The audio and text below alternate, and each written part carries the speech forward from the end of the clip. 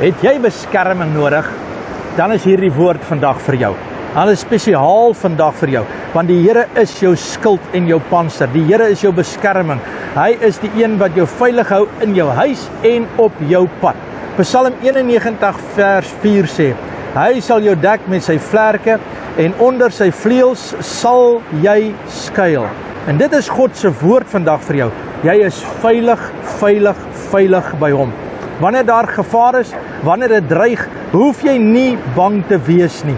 Jy hoef nie te wees nie, want die Here is jou beskerming en jou krag vandag.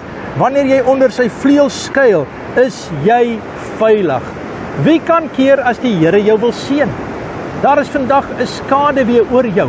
Daar is vandag die vrede in die Here oor jou.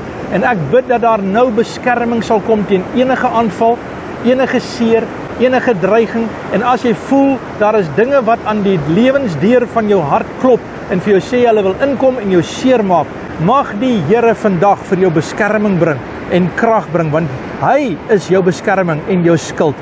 En hy sal jou bedek. Hy sal jou veilig hou. God self hou vandag wag oor jou situasie. Glo dit, sê dit, verklaar dit en sê amen daarop. Vader, in Jesus naam dank ek U dat U vandag, Here, beskerming bring. Dat hy vir jou sal beskerming gee. Beskerming oor elke situasie. Mag jy vandag verklaar in Jesus naam. Mag jy die oorwinning beleef. Dankie Vader, in Jesus naam, dat U vandag beskerming bring vir jou. In Jesus se naam. Amen. And God bless.